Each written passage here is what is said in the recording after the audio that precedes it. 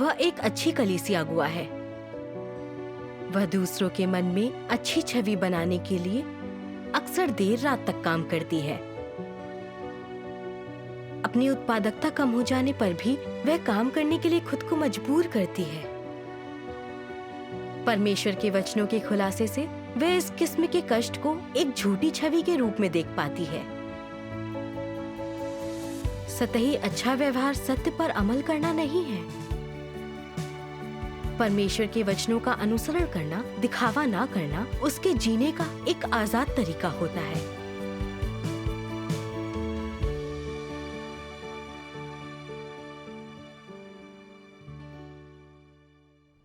विश्वासी बनने के बाद मैंने देखा कि अनेक अगुआ बहुत सी तकलीफें सह सकते हैं। बारिश हो या आंधी, वो अपना कर्तव्य निभाते रहते और भाई बहन उन्हें आदर से देखते। मैं उनकी सराहना करती और आशा करती कि मैं भी कभी उनकी तरह बन सकती, जो तकलीफें सहे, कीमत चुका सके और दूसरों की सराहना पा सके। इसलिए मैं अपने अनुसरण में बहुत जोश दिखाने लगी। बाद में मुझे एक कलीसिया अगुआ चुना गया। मैं हर दिन अपने कर्तव्य में बहुत व्यस्त रहने लगी। इतनी छोटी होकर भी तकलीफें झेलने पर दूसरे मेरी तारीफ करते, कहते मैं सत्य का अनुसरण करती हूँ। हर बार ऐसी कोई बात सुनकर मेरा मन बलियों उछलता। मुझे लगता सारी मेहनत सार्थक हो गई। बाद में मेरी जिम्मेदारियों का दायरा बढ़ गया, मेरे काम का बोझ भी बढ़ता गया। जिन बहनों के साथ मैं काम करती थी, उनमें से कुछ कष्ट झेलकर कीमत चुका रही थीं। वे हमेशा बड़ी देर से सोती थीं। समय न होने पर वे सभाओं में खाली पेट चली जाती थीं। उनके मेजबान उनकी कष्ट सहने की तारीफ करते थे। मुझे लगता अगर भाई बहन ऐसे लोगों को पसंद करते हैं तो परमेश्वर भी करता होगा। इसलिए मैं देर रात तक अपना कर्तव्य निभाने लगी। कुछ समय बाद मेरा शरीर अब बर्दाश्त नहीं कर पाया। आधी रात के बाद ही मुझे नींद आने लगती। लेकिन वहां दूसरी बहनों को काम करते देख मुझे सोने जाने में शर्मिंदगी महसूस होती। डर लगता कहीं वे ये ना कहें कि मेरा ध्यान अपने देह सुख पर है, तो खुद को काम करने को मजबूर करती। पर नींद के झोंके आते ही रहते और मैं ज्यादा काम नहीं कर पाती थी। इसके बावजूद मैं सोने के लिए नहीं जाती। थकी होने के बावजूद भी आप काम करती रहीं। मैं खुद को समझाती कि अपने देह सुख के लिए मैं दूसरों की नीची नजर का सामना नहीं कर सकती। देर रात तक जागने के बाद मुझे सभा के लिए सुबह जल्दी उठना पड़ता था और बाइक पर नींद आती, सभा में ऊँघने लगती। मैं दोपहर के वक्त झपकी लेना चाहती थी, मगर डरती थी कि दूसरे कहेंगे मैं अपने शरीर से लाड कर रही हूँ। हर दिन मैं खुद को देर रात तक जगे रहने को मजबूर करती। हाँ, ऐसे काम करके आपने नतीजे हासिल किए? मैं कष्ट सहने के बारे में सोचती थी ताकि दूसरे मुझे आदर से देखें। मुझे नतीजों की परवाह नहीं थी। एक दिन सभा के लिए बाइक पर जाते हुए मुझे बहुत नींद आने लगी। मैं पूरे रास्ते नींद से बोझिल सी रही और आखिर एक गड्ढे में जा गिरी, जिससे मैं डरकर तुरंत जाग गई। सड़क किनारे अपनी बाइक घसीटते हुए सोचने लगी ऐसा मेरे साथ क्यों हुआ। आत्मचिंतन से मुझे एहसास हुआ कि अगवा चुने जाने के बाद से ही, इस डर से कि लोग कहेंगे मैं देह सुख का लालच करती हूँ, मैं तकलीफें सहने की अपनी क्षमता से सराहना पाने की सोचती थी। इसलिए मेरी कोई दिनचर्या नहीं थी। मैं ठीक से आराम भी नहीं करती थी। ये बहुत खतरनाक है। इसका तुरंत समाधान करना जरूरी है। एक दिन मैंने फरीसियों को उजागर करने वाले परमेश्वर के कुछ वचन पढ़े और उनसे अपनी तुलना की। क्या तुम लोग जानते हो कि फरीसी वास्तव में कौन है? क्या तुम लोगों के आसपास कोई फरीसी है? इन लोगों को फरीसी क्यों कहा जाता है? फरीसियों का वर्णन कैसे किया जाता है? वे पाखंडी, नकली और हर कार्य में नाटक करने वाले लोग हैं। वे क्या नाटक करते हैं? वे अच्छे, दयालु और सकारात्मक होने का ढोंग करते हैं। क्या वे वास्तव में इस तरह के लोग होते हैं? बिल्कुल नहीं। चूंकि वे पाखंडी हैं, इसलिए उनमें जो कुछ भी व्यक्त और प्रकट होता है वो झूठ होता है। वो सब ढोंग होता है।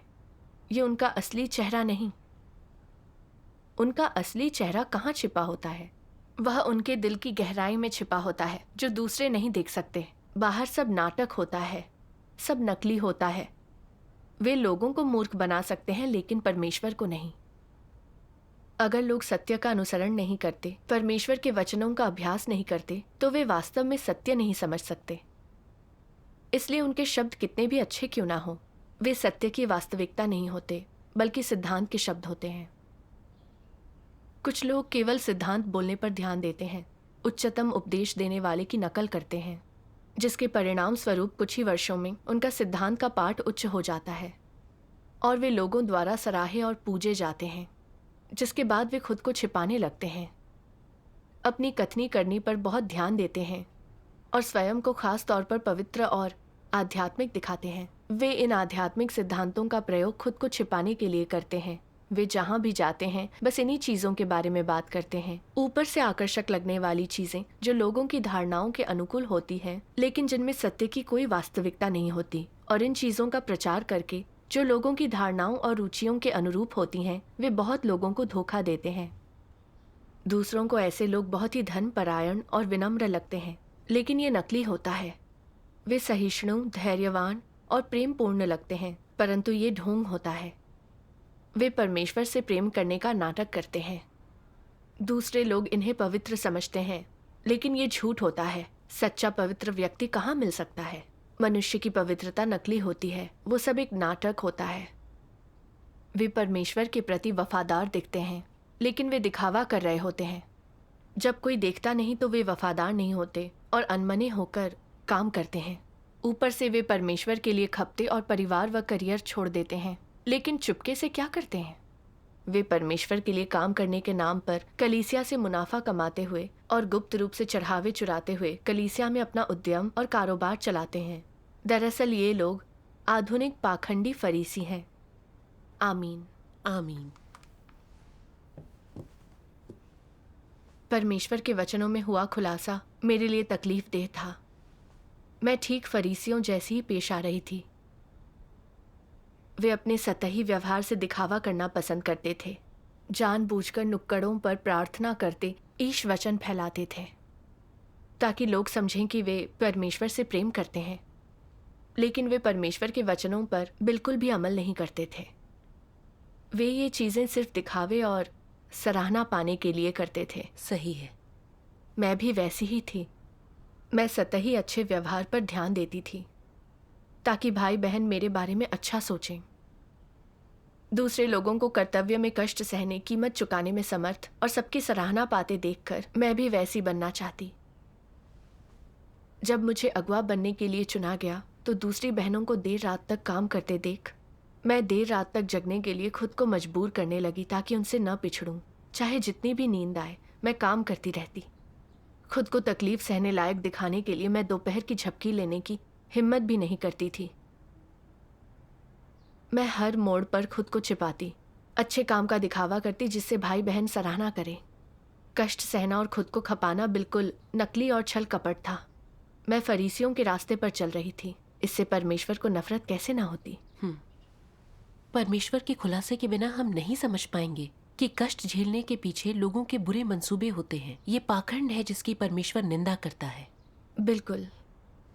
मैंने काम और आराम में संतुलन लाने की कोशिश की। दिन का काम पूरा होने पर मैं सोने चली जाती। ऐसा करके मुझे सच में बहुत आराम महसूस हुआ। परमेश्वर का धन्यवाद। 1 साल बाद मैं विदेश गई। मैंने देखा मेरे साथ रहने वाली कुछ बहनें अपने कर्तव्य में कष्ट झेलती थीं। हर रात देर तक काम करती थीं। अपना काम पूरा हो जाने पर मैं जल्दी सोने जाना चाहती थी। मैं डरती कि वे सोचेंगे कि मेरा ध्यान आराम पर था। साथ ही मैं एक अगवा थी। अगर मैं दूसरों से पहले सोने चली गई तो वे मेरे बारे में क्या सोचेंगे?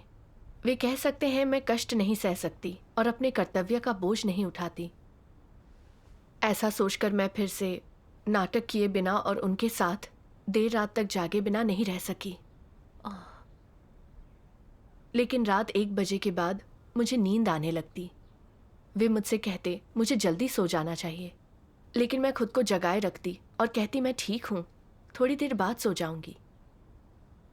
लेकिन फिर ऊँघे बिना नहीं रह पाती।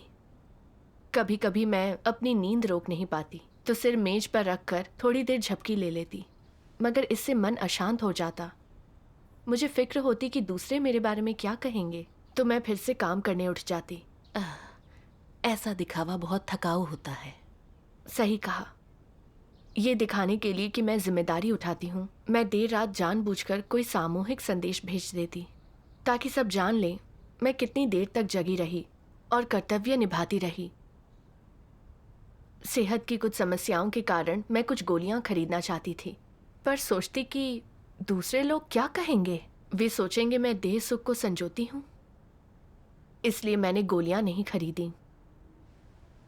एक दिन सभा में मुझे पता चला कि एक बहन की हालत ठीक नहीं थी, उसे थोड़ी संगति और सहारे की ज़रूरत थी, मगर वो एक अलग समय क्षेत्र वाले देश में रहती थी और मेरे लिए तब आधी रात का समय था। तो मैंने उसके साथ अगले दिन संगति करने की सोची। फिर मैंने सोचा उसके साथ रात में संगति करने से लगेगा मैं भाई बहनों के जीवन प्रवेश की जिम्मेदारी का बोझ उठाती हूँ।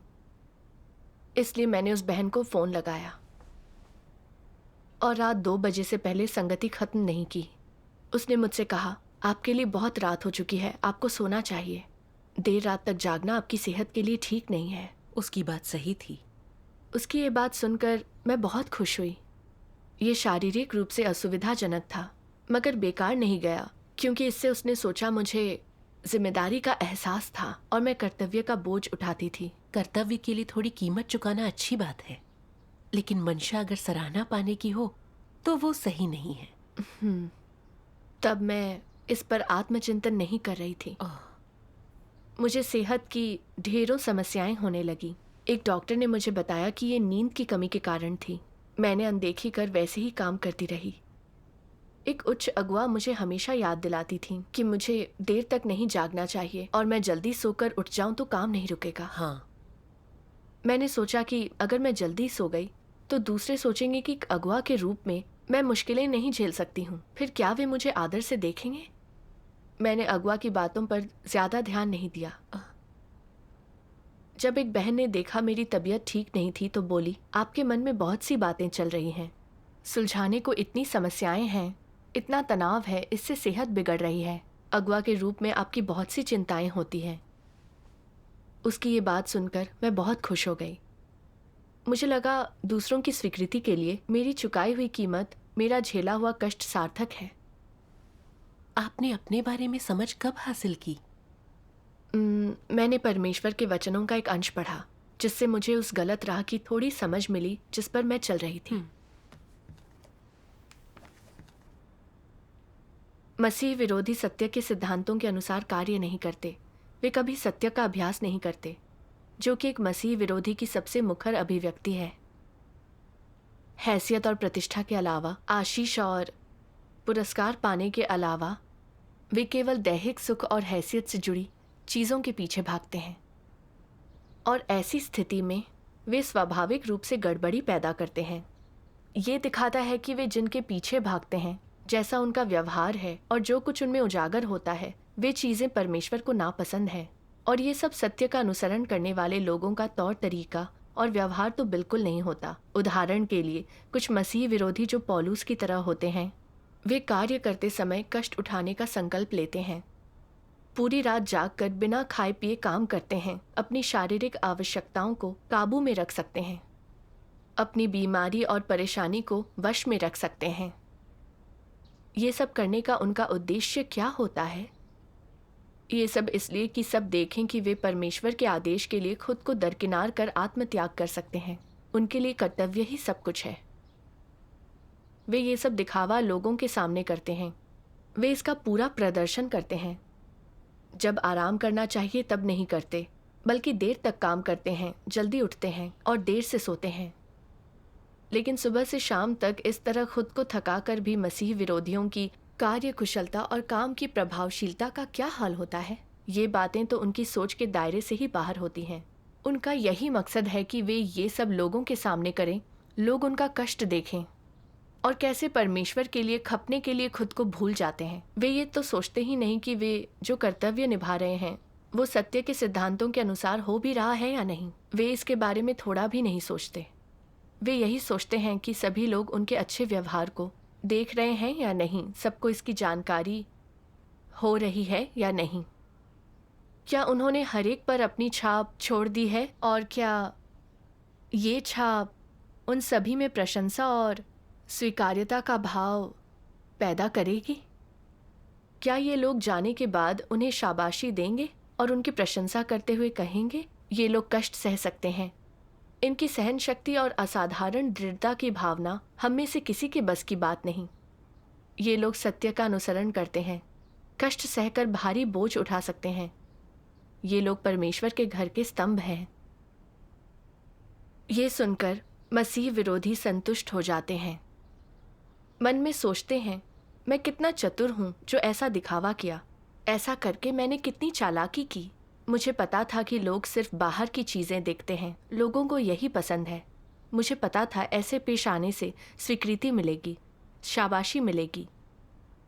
वे लोग तहे दिल से मेरी प्रशंसा करेंगे, मुझे प्रशंसा भरी नज़रों से देखेंगे और फिर कभी कोई मुझे हिकारत से नहीं देखेगा।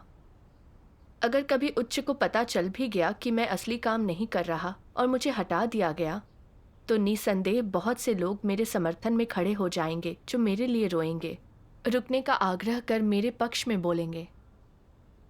वे गुप्त रूप से अपने नकली व्यवहार पर गर्व करते हैं। और क्या ये अभिमान भी एक मसीह विरोधी के स्वभाव और सार को प्रकट नहीं करता? और ये क्या सार है? दुष्टता। सही है, ये दुष्टता का सार ही है। आमीन। आमीन। परमेश्वर के वचन मसीह विरोधी के सार को उजागर करते हैं।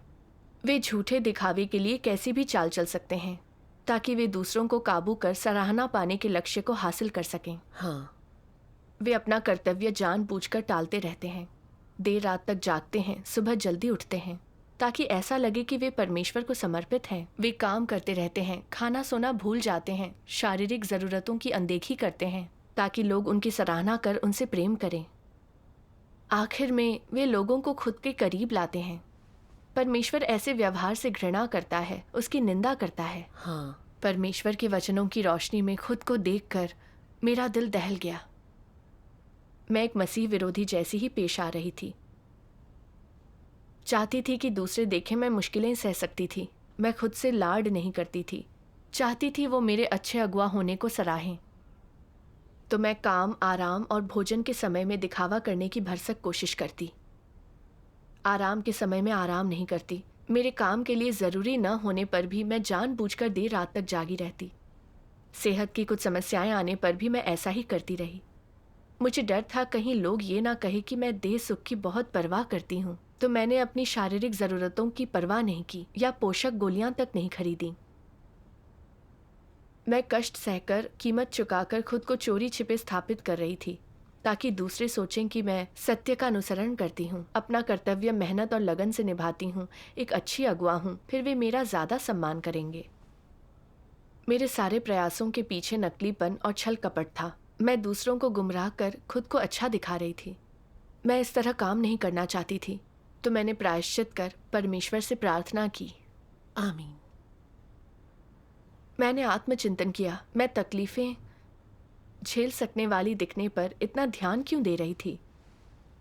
आत्मचिंतन से मुझे एहसास हुआ कि मैंने एक गलत नज़रिया अपना रखा था। मैं हमेशा सोचती थी कि कष्ट सहने, कीमत चुकाने और अच्छे काम करती दिखने का अर्थ सत्य पर अमल कर परमेश्वर को संतुष्ट करना है। लेकिन परमेश्वर के वचनों के विश्लेषण से मैंने देखा कि इस नज़रिए का कोई आधार नहीं है। आइए परमेश्वर के कुछ वचन पढ़ें। ठीक है। सर्वशक्तिमान परमेश्वर कहते हैं, इंसान के दिखावटी काम क्या दर्शाते हैं? वे देह की इच्छाओं को दर्शाते हैं। यहां तक कि दिखावे के सर्वोत्तम अभ्यास भी जीवन का प्रतिनिधित्व नहीं करते। वे केवल तुम्हारी अपनी व्यक्तिगत मनोदशा को दर्शा सकते हैं। मनुष्य के बाहरी अभ्यास परमेश्वर की इच्छा को पूरा नहीं कर सकते। यदि तुम्हारे काम सदैव दिखावे के लिए ही हैं, तो इसका अर्थ है कि तुम एकदम नाकारा हो।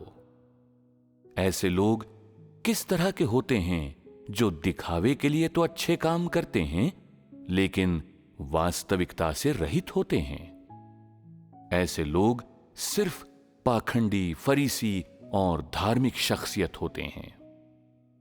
यदि तुम लोग अपने बाहरी अभ्यासों को नहीं छोड़ते और परिवर्तन नहीं कर सकते, तो तुम लोग और भी ज्यादा पाखंडी बन जाओगे। जितने ज्यादा पाखंडी बनोगे, उतना ही ज्यादा परमेश्वर का विरोध करोगे, और अंत में इस तरह के लोग निश्चित रूप से हटा दिए जाएंगे। आज कुछ लोग ऐसे हैं जो अपना कर्तव्य निभाते हुए सुबह से शाम तक काम करते हैं, या पूरी रात जागते हैं और खाना तक नहीं खाते। वे शरीर को अपने वश में कर सकते हैं, शारीरिक कठिनाइयों की अनदेखी कर सकते हैं, यहां तक कि बीमार होने पर भी काम कर सकते हैं। हालांकि जिनमें ये गुण होते हैं वे अच्छे लोग होते हैं, सही लोग होते हैं, फिर भी कुछ चीजें हैं जो उनके मन में होती हैं जिन्हें वे दरकिनार नहीं कर पाते। हैसियत, प्रतिष्ठा और अभिमान। यदि वे इन बातों को दरकिनार न कर पाएं, तो क्या वे सत्य का अनुसरण करने वाले लोग हैं? उत्तर स्वतः स्पष्ट है। जब तुम परमेश्वर में विश्वास रखते हो, तो स्वभाव में परिवर्तन लाने से अधिक कठिन कुछ नहीं होता। लोग जीवन भर अविवाहित रह सकते हैं। हो सकता है वे कभी अच्छा भोजन न करें या अच्छे कपड़े न पहने। वे ये तक कह सकते हैं, कोई फर्क नहीं पड़ता अगर मुझे जीवन भर कष्ट उठाना पड़े या मुझे आजीवन अकेला रहना पड़े, तो मैं सह लूंगा। परमेश्वर साथ हो तो ये चीजें बेमतलब हैं। उनके लिए दैहिक पीड़ा और कठिनाइयों को वश में कर उनका समाधान करना आसान होता है। उनके लिए किस चीज पर काबू पाना आसान नहीं होता? अपने भ्रष्ट स्वभाव पर काबू पाने मात्र से भ्रष्ट स्वभाव दूर नहीं होता। अपना कर्तव्य ठीक से निभाने, परमेश्वर की इच्छा को संतुष्ट करने और राज्य में प्रवेश करने के लिए लोग दैहिक पीड़ा सह लेते हैं। लेकिन क्या कष्ट उठाने और कीमत चुका पाने का मतलब यह है कि उनके स्वभाव में बदलाव आ गया? नहीं। जब ये जानना हो कि क्या किसी के स्वभाव में कोई परिवर्तन आया है, तो ये मत देखो कि वो कितना कष्ट सह रहा है और बाहर से उसका व्यवहार कितना शिष्ट है, बल्कि ये देखो कि उसके क्रियाकलापों के पीछे का प्रारंभिक बिंदु, उद्देश्य और इरादे क्या हैं। उसके आचरण के पीछे क्या सिद्धांत हैं और सत्य के प्रति उसका दृष्टिकोण क्या है। इन पहलुओं के अनुसार ही मापना सही होता है। आमीन। आमीन। परमेश्वर के वचन पूरी तरह स्पष्ट है। बढ़िया व्यवहार करने वाला जरूरी नहीं कि वह सत्य पर अमल करता है, और उसका ये अर्थ तो कतई नहीं कि उसे परमेश्वर की स्वीकृति मिली है। भ्रष्ट स्वभाव को ठीक किए बिना दूसरों की सराहना पाने के लिए बढ़िया व्यवहार करना, चाहे व्यवहार अच्छा क्यों ना हो, नाटक होता है और धार्मिक संस्कार पूरे करने जैसा होता है। इसे स्वीकृति देना तो दूर, परमेश्वर को इससे नफरत होती है। सच है। अनुग्रह के युग में पौलुस मुश्किलें झेल सकता था। वो जेल गया और सुसमाचार फैलाया। उसने प्रभु से धोखा नहीं किया। उसका व्यवहार प्रशंसनीय लगा था। हाँ, लेकिन उसके कष्ट और चुकाई हुई कीमतें सब परमेश्वर से सौदा करने के लिए थीं, ताकि वो एक ताज और परमेश्वर के राज्य की आशीष पा सके। उसके नेक कर्मों का अर्थ ये नहीं था कि उसका स्वभाव बदल गया था, बल्कि वो और ज्यादा घमंडी हो गया था, दिखावा करता और खुद की गवाही देता था। उसने ये भी गवाही दी थी कि वो जीवित मसीह है। अंत में परमेश्वर ने उसकी निंदा की। सही है। अपने बारे में सोचूं तो मैं सिर्फ अच्छा व्यवहार करती हुई दिखना चाहती थी ताकि लोग मेरा आदर करें, लेकिन मैं परमेश्वर के वचनों पर अमल करने की कोशिश नहीं कर रही थी। मैं और ज़्यादा पाखंडी हो गई। मैंने अपना जीवन स्वभाव नहीं बदला। अगर मैं इस तरह अनुसरण जारी रखती तो सत्य हासिल नहीं कर पाती। मैं पौलुस की तरह अंत में त्याग दी गई होती। इस पर आत्मचिंतन करके मैं गलत अनुसरणों और नज़रियों को बदलना चाहती थी। आमीन। फिर मैंने परमेश्वर के वचनों का ये अंश पढ़ा। परमेश्वर ने मनुष्य को ये शरीर दिया है और एक निश्चित दायरे में इसकी आंतरिक क्षमताएं स्वस्थ रहेंगी, लेकिन इन दायरों से परे जाने पर चीज़ें बिगड़ने लगती हैं, लोग बीमार पड़ जाते हैं। परमेश्वर ने जो नियम निर्धारित किए हैं उनका उल्लंघन मत करो। ऐसा करने का मतलब है कि तुम परमेश्वर का सम्मान नहीं करते। तुम मूर्ख और अज्ञानी हो।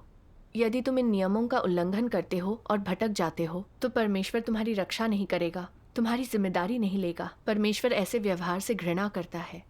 अपना कर्तव्य निभाते समय नियमों का पालन करना अच्छा रहता है। काम में व्यस्त रहने के दौरान तुम्हारे शरीर को थोड़ा कष्ट सहना चाहिए, लेकिन ऐसा लंबे समय तक नहीं होना चाहिए। यदि ऐसा होता है तो तुम थक जाओगे और तुम्हारा कार्य अप्रभावी हो जाएगा। ऐसे में तुम्हें तुरंत विश्राम करना चाहिए। आखिर विश्राम का उद्देश्य क्या होता है? यही कि अपने शरीर की देखभाल करना ताकि अपना काम ढंग से कर सको। लेकिन अगर तुम शारीरिक रूप से थके हुए नहीं हो और आराम करने का मौका तलाशते रहते हो तो तुम में भक्ति भाव नहीं है। भक्ति भाव होने और परमेश्वर द्वारा तुम्हें सौंपे गए काम को अच्छे से करने के साथ तुम्हें अपने शरीर को बुरी तरह थकाना नहीं चाहिए। तुम्हें इस सिद्धांत को समझना होगा। जब तुम व्यस्त ना हो तो निर्धारित समय पर विश्राम करो। सुबह उठकर आध्यात्मिक भक्ति करो, प्रार्थना करो, परमेश्वर के वचन पढ़ो और परमेश्वर के वचनों के सत्य पर एक साथ संगति करो। जब व्यस्त हो जाओ तो अपने काम पर ध्यान दो, परमेश्वर के वचनों का अभ्यास करो और इसे अपने वास्तविक जीवन में शामिल करो। इससे सत्य के सिद्धांतों के अनुसार काम करना आसान हो जाएगा। इस प्रकार तुम परमेश्वर के कार्य का अनुभव करोगे। तुम्हें ऐसे समायोजन करने चाहिए। आमीन। आमीन। अभ्यास के रास्ते पर परमेश्वर के वचन बहुत स्पष्ट हैं। बिल्कुल। परमेश्वर के वचन पढ़कर मुझे रोशनी मिली। परमेश्वर हमें सही से काम और आराम करने और इसी बुनियाद पर कर्तव्य निभाने के निर्धारित नियमों के दायरे में जीने देता है। सही है। जब हमारे काम में थोड़े कष्ट उठाने की ज़रूरत हो तो हमें देह सुख त्याग कर इसे पूरा करना चाहिए।